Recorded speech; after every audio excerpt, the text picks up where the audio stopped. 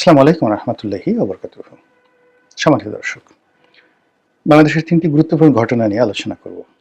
প্রথম ঘটনা হলো ২১শে আগস্টের গ্রেনেড হামলা। রাজনীতিতে এর সাথে বড় ব্লান্ডার, এর সাথে বড় পাপাচার, এর সাথে বড় নির্মম এবং নিষ্ঠুর ঘটনা আর এই স্বাধীন বাংলাদেশে কখনো ঘটেনি। প্রকাশ্য রাজনীতি, প্রকাশ্য গণতন্ত্র, মানুষের অধিকার এবং বিরোধী দলের কথা বলার যে অধিকার, এটিকে স্তব্ধ করে দিয়ে পরিপূর্ণভাবে একটি ফ্যাসিবাদ প্রতিষ্ঠা করা, পরিপূর্ণভাবে একটি নাস্যিবাদ প্রতিষ্ঠিত করা, গণতন্ত্রের টুটি চেপে ধরে একটি একনায়কতন্ত্র প্রতিষ্ঠা করার জন্য মানুষ এই পৃথিবীতে যত নির্মম ঘটনা ঘটিয়েছে, এই নির্মম ঘটনাগুলোর মধ্যে প্রধানতম গ্লোবাল পার্সপেক্টিভে সারা দুনিয়ার বিচারে সবচেয়ে নির্মম ঘটনাগুলোর মধ্যে অন্যতম ঘটনা হলো ২১শে আগস্টের এই গ্রেনেড হামলা। আমরা জেনারেল ডায়ার অথবা মেজর ডায়ার জালিয়ানওয়ালাবাগে যে হত্যাকাণ্ড চালিয়েছিল, সেই হত্যাকাণ্ডটাও এই ২১শে আগস্টের গ্রেনেড হামলার সঙ্গে তুলনীয় নয়। আপনারা যারা জালিয়ানওয়ালাবাগের সেই হত্যাকাণ্ড সম্পর্কে জানেন এবং সেই হত্যাকাণ্ডে সারা পৃথিবী, যেহেতু ওটার সঙ্গে রবীন্দ্রনাথ জড়িত হয়ে পড়েছিলেন, ওটার সঙ্গে ভারতবর্ষের কংগ্রেস জড়িত হয়ে পড়েছিল, ভারতে তখন উত্তাল ব্রিটিশ বিরোধী আন্দোলন, এর কারণে সেই জালিয়ানওয়ালাবাগের যে হত্যাকাণ্ড, সেই হত্যাকাণ্ড নিয়ে সারা পৃথিবীতে তোলপাড় হয়েছিল এবং ইতিহাসে এটি স্থান করে আছে। কিন্তু জালিয়ানওয়ালাবাগের সেই হত্যাকাণ্ডে আপনি ভিলেন খুঁজে পেয়েছিলেন যে এটি একটি সংগঠিত বাহিনীর কমান্ডে সেটা হয়েছে। কিন্তু ২১শে আগস্টের গ্রেনেড হামলার যে আততায়ী, সেই আততায়ীকে আমরা খুঁজে পাইনি। জেনারেল ডায়ারকে আমরা যেভাবে চিহ্নিত করে শাস্তি দিতে পেরেছিলাম, ২১শে আগস্টের গ্রেনেড হামলার অভিযুক্তদেরকে আমরা শাস্তি দিতে পারিনি এবং আমরা অভিযোগ গঠন করতে পারিনি। ফলে এটি অভিশাপ রূপে আমাদের মাথার উপরে ঘুরছে। এটি কি প্রতিক্রিয়া তৈরি করবে আগামীতে, সেই বিষয় নিয়েগুলো আলোচনা করব। এরপর আমরা দ্বিতীয় ঘটনায় যাই। দ্বিতীয় ঘটনা হলো ৩২ নম্বর বঙ্গবন্ধুর যে ভবন, ৩২ নম্বরের যে ভবন ভাঙচুর করা এবং এটিকে এটিকে অস্তিত্বহীন করে দেওয়া। এটির সঙ্গে যদি আমরা মনে করি যে কেবলই মাত্র বঙ্গবন্ধু শেখ মুজিবুর রহমানকে যারা অপছন্দ করেন তাদের ক্রোধ ওখানে পড়েছে, অথবা শেখ হাসিনার বঙ্গবন্ধুর প্রতি যতটা ক্রোধ ছিল, ক্ষোভ ছিল, তার চেয়ে বেশি ক্রোধ ছিল শেখ হাসিনার প্রতি। তো শেখ হাসিনার প্রতি সেই ক্রোধকে প্রশমিত করার জন্য বা সেই ক্রোধকে দেখানোর জন্য বিক্ষুব্ধ জনতা সেখানে গিয়ে ৩২ নম্বর ভেঙেছে। ভুল। ৩২ নম্বরের যে ইতিহাস, এটি বঙ্গবন্ধু শেখ মুজিবের সঙ্গে যতটা না জড়িত, তার চেয়ে স্বাধীনতার সাথে জড়িত, তার চেয়ে মানচিত্রের সাথে জড়িত, তার চেয়ে জাতীয় সঙ্গীতের সাথে জড়িত, তার চেয়ে সংবিধানের চেয়ে জড়িত, তার চাইতে মুক্তিযুদ্ধের সঙ্গে বেশি জড়িত। এবং আমাদের অন্য যে সকল মুক্তিযুদ্ধ কেন্দ্রিক মনুমেন্ট রয়েছে, এই মনুমেন্টগুলো মুক্তিযুদ্ধের পরে তৈরি করা হয়েছে। সেটা আপনি জাতীয় স্মৃতিসৌধ ধরেন, কিংবা অন্য যে কোনো মনুমেন্ট ধরেন, কিংবা ধরেন একটা পতাকা, তো বা জাতীয় সঙ্গীত ধরেন, কিংবা সংবিধান ধরেন। তো এই সকল বস্তু, বিশ্বাস মুক্তিযুদ্ধ কেন্দ্রিক, যেটা দেশের অস্তিত্বের সঙ্গে জড়িত, তার মধ্যে সবচাইতে গুরুত্বপূর্ণ যেটি রয়েছে সেটি হলো এই ৩২ নম্বর। ব্রিটেনের ১০ নম্বর ডাউনিং স্ট্রিটের কতটুকু ভূমিকা রয়েছে, বা ১০ নম্বর জনপদ রোড, সেই যাকে বলা হয় দিল্লির, সেটির ভারতীয় ইতিহাসে কতটা গুরুত্বপূর্ণ ভূমিকা রয়েছে, এটা আমি এখানে বসে অতটা বলতে পারবো না। কিন্তু বাংলাদেশের প্রেক্ষাপটে ধানমন্ডির ৩২ নম্বর বাড়িটি, ৩২ নম্বর সড়কটি, বঙ্গবন্ধু ভবন ৩২ নম্বর সড়ক, পুরনো, এই নম্বরটা এখন নাই, ৩২ নম্বর রাস্তায় নেই, কিন্তু মানুষের মনে ধানমন্ডি ৩২ নম্বর, সেটা ভবনের নামও ৩২ নম্বর, বাড়ির নামও ৩২ নম্বর। এটা যেভাবে 32 গ্রথিত হয়ে গেছে, এর সঙ্গে আসলে মুক্তিযুদ্ধের ইতিহাস বাংলাদেশের অস্তিত্ব সব কিছু যাকে বলা হয় জড়িয়ে আছে। ফলে এই ৩২ নম্বর ভাঙার সঙ্গে বাংলাদেশ ভাঙ্গা, এই ৩২ নম্বর ধ্বংস করার মধ্যে বাঙালি জাতীয়তাবাদ ধ্বংস করা, এই ৩২ নম্বরকে মুছে ফেলার মধ্যে মুক্তিযুদ্ধের ইতিহাস মুছে ফেলার যে একটি উদগ্র বাসনা, এবং সেই উদগ্র বাসনার যেটা বাস্তবায়ন ঘটেছে, এটি এখন মানুষের মনোজগতে একটা রসায়ন তৈরি করেছে। কোনটা থাকবে, পাকিস্তান, ইনকিলাব, নাকি সংবিধান, মুক্তিযুদ্ধ ৭১? এবং সেখানে প্রেতাত্মা হয়ে এই ৩২ নম্বরের ভবনটি এবং ওই দিনের সমস্ত ঘটনা প্রেতাত্মা হয়ে এই যাকে বলা হয় আমাদের যে বাঙালি জাতি, এই বাঙালি জাতিকে বহুদিন পর্যন্ত সেই হ্যামলেটের মতো, হ্যামলেটের যে ভূতটি ছিল, যে ভূতটি এসে যুবরাজ হ্যামলেটকে প্রতিটা মুহূর্তে ব্যস্ত করে ফেলতো, তার কাছে এসে যে স্বপ্ন দেখাতো, কথা বলতো, ঠিক ওই বেদনা আমাদেরকে আঘাত করতে থাকবে। এটি গেল দ্বিতীয় ঘটনা, এগুলো নিয়ে আলোচনা করব। তৃতীয়ত হলো দেশের স্বার্থ জলাঞ্জলি যারা দিয়েছেন ৭১ থেকে আজ পর্যন্ত, সেটা ১৯৭১ সনে দেশের স্বার্থে জলাঞ্জলি দিয়ে যারা রাজাকার হয়েছে, আলবদর হয়েছে, আর শামস হয়েছে, এদেশের মা বোনকে ধরে ধরে নিয়ে হানাদার বাহিনীদের হাতে তুলে দিয়েছে, অসংখ্য নারীর মৃত্যু হয়েছে। এই অভিশাপ কিয়ামত পর্যন্ত যারা এই কর্ম করেছে তাদের এবং তাদের পরিবারকে একেবারে অক্টোপাসের মতো আঁকড়ে ধরে রাখবে। পৃথিবীর কোনো ক্ষমা, স্বয়ং আল্লাহ রাব্বুল আলামিনও এই ক্ষমা করতে প্রস্তুত নন।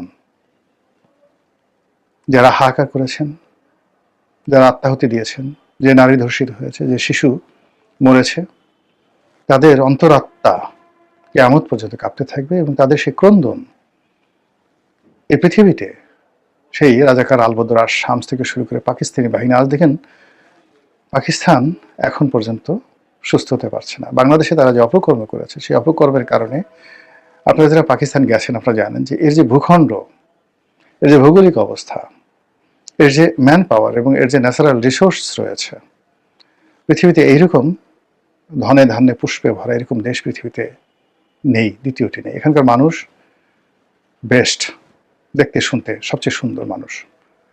এখানকার যে নদীগুলো, পঞ্চনদীর দেশ, এদের যে ঝর্ণাগুলো, এদের যে পাহাড়গুলো, এর যে প্রাকৃতিক সৌন্দর্য, ভূস্বর্গ বলা হয় সুইজারল্যান্ডকে, পাকিস্তানের ভূস্বর্গ দেখলে আপনার মাথা খারাপ হয়ে যাবে।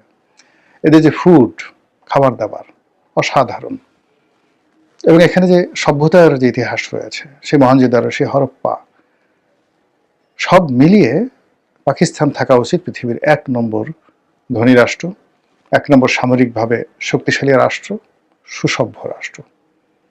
আর্যরা ভারতে আসার আগে প্রায় ৩,০০০ বছর ধরে তারা এই পৃথিবীর সবচেয়ে সভ্য নগরী ছিল।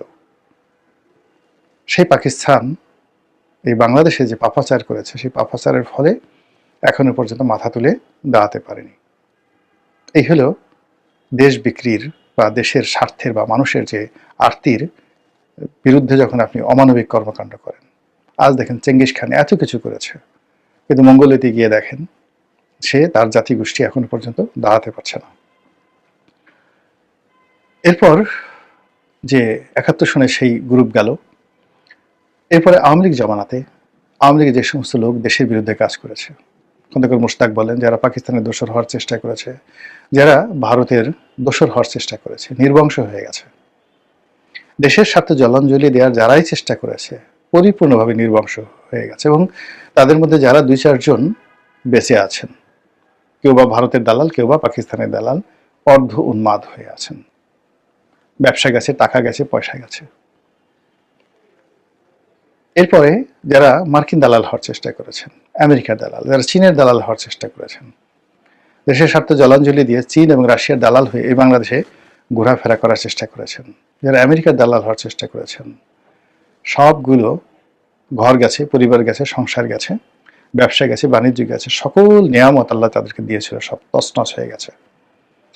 খুঁজে খুঁজে প্রত্যেকটা বাসায় গিয়ে দেখেন যে রুশ ভারতের দালালেরা কেমন আছেন, চীনের দালালেরা কেমন আছে, আমেরিকার দালালেরা কেমন আছে, এমনকি সৌদি আরবের যারা দালাল বাংলাদেশের স্বার্থ বিকিয়ে দিয়ে সৌদি আরবের একটা ওমরা হাজ করার পুরস্কার নেওয়ার জন্য, রাজপরিবারের একটা সংবর্ধনার জন্য, সামান্য কিছু টাকার জন্য যারা ধর্ম, কর্ম, ন্যায়, নীতি সব জলাঞ্জলি দিয়ে এই বাংলাদেশে সৌদি সরকারের এজেন্ট হিসেবে থেকেছেন, গিয়ে দেখেন একজনও ভালো নেই। শরীর গেছে, স্বাস্থ্য গেছে, বেইজ্জতি হয়েছে, মামলা মোকদ্দমা সব কিছু, আমি নাম বললাম না।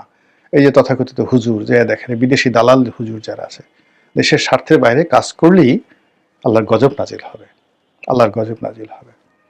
তো কাজে আপনি বন্দর দিয়ে দিবেন, করিডোর দিয়ে দিবেন, আপনি খুব ভালোভাবে সম্মানজনকভাবে থাকবেন, এটা ইতিহাস বলে না। এই পুরো বিষয়গুলো নিয়ে সংক্ষেপ আলোচনা করবো। 3টে বিষয়, আশা করি আপনারা বুঝতে পেরেছেন কেন এই জিনিসগুলো হয়। অর্থাৎ এই যে রাজনীতির ময়দানের যে ফ্লো, গণতন্ত্র, এটাকে ধ্বংস করলে মানুষ কেন টিকতে পারে না? হিটলার, মুসলিনি কেন টিকতে পারেনি? কেন এই ক্লাইভ তাকে আত্মহত্যা করতে হয়েছিল? কেন সেই মোহাম্মদ বিন তুগলক পাগল হয়ে গিয়েছিল?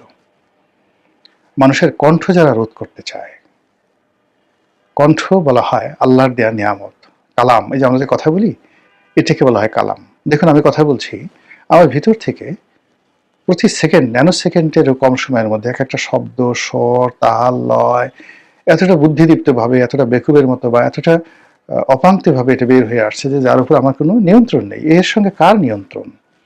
আমার আত্মার সঙ্গে কার নিয়ন্ত্রণ? আমাকে যে বানিয়েছে, আমার আত্মার সঙ্গে আমার এই যে কথা বলার যে ক্ষমতার সঙ্গে কার শক্তি জড়িত? স্বয়ং আল্লাহর শক্তি জড়িত। আল্লাহ আমাকে জবান দিয়েছেন, আর রহমান, আল্লামাল কোরআন, খলাকল ইনসান, আল্লাহ মাহুল বায়ান। এই যে আল্লাহ মাহুল বায়ান, আল্লাহ মানুষকে বয়ান দিয়েছেন, এটা আল্লাহর একটা সবচেয়ে বড় রহমত, বরকত। তো মানুষের উপরে যে আল্লাহ এহসান করেছেন, সেটা হলো মানুষকে জবান দিয়েছেন। মানুষকে কথা বলার সুযোগ দিতে হবে। আপনি কারো জবান বন্ধ করতে পারেন না। যখন আপনি কারো জবান বন্ধ করবেন, এটা আপনার প্রথম গুনাহ। যখন জবান বন্ধ করার জন্য আপনার শক্তি প্রয়োগ করবেন, দ্বিতীয় গুনাহ। আর জবান বন্ধ করার জন্য আপনি আপনার রাষ্ট্র ক্ষমতা আপনি প্রয়োগ করবেন, তখন সরাসরি আপনি আল্লাহকে চ্যালেঞ্জ করে বসলেন। এটা কি শিখ না এটা কি? এটা একমাত্র আল্লাহ জানেন। ফলে এই যে গণতন্ত্র হরণ করার জন্য যারা বিভিন্ন সময় চেষ্টা করেছে, তাদেরকে এমন পাপে ধরেছে, নির্বংশ বলে ভুল হবে। তাদের প্রতিটি অঙ্গ প্রত্যঙ্গ এই পৃথিবীর বাতাসে শাস্তিপ্রাপ্ত না হয়ে এবং দৃষ্টান্তমূলক শাস্তিপ্রাপ্ত না হয়ে তারা এই পৃথিবী ছেড়ে যেতে পারেনি। অনেকে বহুদূর পালিয়ে গেছে, অ্যামাজনের জঙ্গলে গেছে। আল্লাহ তাদেরকে ঘুরিয়ে এনে আবার সেই যে জনপদে তারা অপকর্ম করেছিল, সেই জনপদে ফিরিয়ে এনেছে। এর কারণ হলো, যদি আল্লাহ এই শাস্তিগুলো না দেন, তবে প্রকৃতির আইন থাকে না। লোকজন বলবে, আরে ও তো চুরি করে ঠিকই দিব্যি আরামে মরে গেল, আল্লাহ তো তাকে কোনো শাস্তি দিল না। ও তো ডাকাতি করে মরে গেল, আল্লাহ কোনো শাস্তি দিলেন না। তাহলে আল্লাহ কি সে ন্যায় বিচারক হলেন? কাজেই বড় শাস্তি কিয়ামতের দিন হয়, কিন্তু দুনিয়াতে শাস্তি ভোগ না করে কেউ যেতে পারে না। কাজেই আপনি সেই কালামের উপর হাত দিবেন, সেই হাত আপনার থাকবে না।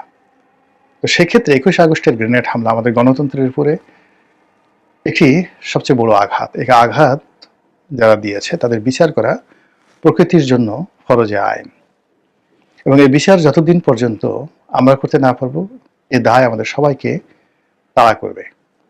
আর আমরা যদি ব্যর্থ হই, প্রকৃতি নিজ হাতে এই দায় নিয়ে নেবে।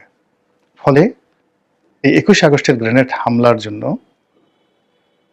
আমরা সবাই, এই ঘটনার সাথে আর কত মানুষ যে জড়িয়ে গেছি, ইতিমধ্যে আমরা জড়িয়ে গেছি। আমরা যারা নাটক করেছি, আমরা যারা সিনেমা বানিয়েছি, আমরা যারা এটি নিয়ে ঠাট্টা করেছি, মস্কারা করেছি, সবার উপর বা সবার চারিদিকে এই প্রকৃতির অভিশাপ ভো ভো ভো ভো করে ঘুরছে, ড্রোনের মতো করে। আর সেই প্রকৃতির যে অভিশাপ কখন যে আমাদেরকে আঘাত করে, জাস্ট অপেক্ষা করেন। এই গেল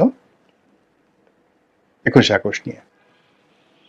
দ্বিতীয় যেটি বললাম 32 নম্বর। 32 নম্বর তো ওই যে বললাম যে 32 নম্বর হলো যে একটি দেশের যখন একটা অস্তিত্ব থাকে, জন্ম থাকে, আপনি যখন কোনো একটি জিনিস যিনি তৈরি করেন, তো আর সেই তৈরি করা জন্মটি নিয়ে আপনি প্রশ্ন করেন, তখন যিনি ম্যানুফ্যাকচারার তার ভীষণ রকম কষ্ট লাগে।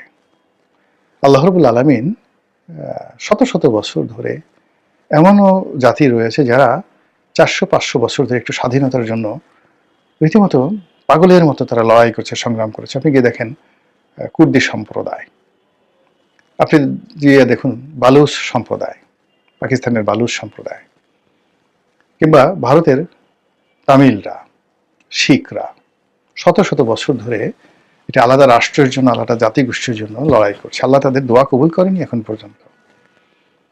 আর আমরা সামান্য কিছু চেষ্টা তদবিরের বিনিময়ে আল্লাহর পক্ষ থেকে একটা নিয়ামত পেলাম, একটা ভূখণ্ড পেলাম, পতাকা পেলাম, এবং আমরা একটা পরিচয় পেলাম, এবং আমাদের সেই পরিচয়টাকে এখন আমরা কলুষিত করছি। না না, আমরা তো এটা চাইনি, এটা আমাদের উপর চাপিয়ে দেওয়া হয়েছে। আল্লাহকে কে বলেছে আমাদের এটা দেওয়ার জন্য? আমরা তো পাকিস্তানের সঙ্গে থাকতে চেয়েছিলাম। ভারত চক্রান্ত না করলে কি আমরা স্বাধীন হতাম বা হতে চেয়েছিলাম? আমাদেরকে কি এইগুলো দরকার ছিল? কোনো কিছু দরকার ছিল না। ভারত কি এমনি এমনি করেছে? এই সকল কথাবার্তা বলে মূলত আল্লাহ রাব্বুল আলামিন যে এই ভূখণ্ডকে স্বাধীনতা দিলেন, তার সেই উপহারকে আমরা অপমান করছি। আর সেই অপমানের একটা, যাকে বলা হয়, মহড়া হয়ে গেল ৩২ নম্বর ভাঙার মাধ্যমে। কাজেই যিনি এই দেশটি তৈরি করে দিয়েছেন আসমানের পক্ষ থেকে, তিনি এই বিষয়ে কি করেন, তিনি যে কাউকে ছাড় দেন না, তা দেখার জন্য খুব বেশি সময় আপনাদেরকে অপেক্ষা করতে হবে না। আর সর্বশেষ যেটি বললাম যে দেশ বিক্রি, মাতৃভূমির জন্য প্রাণ দেওয়া শহীদি মর্যাদা, মাতৃভূমির জন্য পাহারা দেওয়া, এর সাথে পবিত্র দায়িত্ব আর নেই। আর সেই মাতৃভূমিকে বিদেশিদের হাতে তুলে দেওয়া, নিজের কন্যা, নিজের স্ত্রী, নিজের মা, এদেরকে সেই হানাদারদের কোলে তুলে দেওয়া, দাসী হিসেবে বিক্রি করে দেওয়া, যে নির্মমতা, ঠিক সেরকম নির্মমতা হলো দেশকে যদি কেউ বিক্রি করে দিতে চায়, দেশের স্বার্থ অন্যের হাতে তুলে দিতে চায়, দেশের জন্য জীবন না দিয়ে পালিয়ে যায়, এই গর্হিত অপরাধ অতীতে যারা করেছেন কেউ রক্ষা পাননি, এখন যারা করছেন, আগামীতে যারা করবেন তারাও রক্ষা পাবেন না। এই কথাগুলো বলা আমার দায়িত্ব ছিল, কর্তব্য ছিল। বললাম, জবানের হক আদায় করলাম। আপনারা শুনলেন, দোয়া করবেন আমার জন্য। আসসালামু আলাইকুম ওয়া রাহমাতুল্লাহি ওয়া বারাকাতুহু।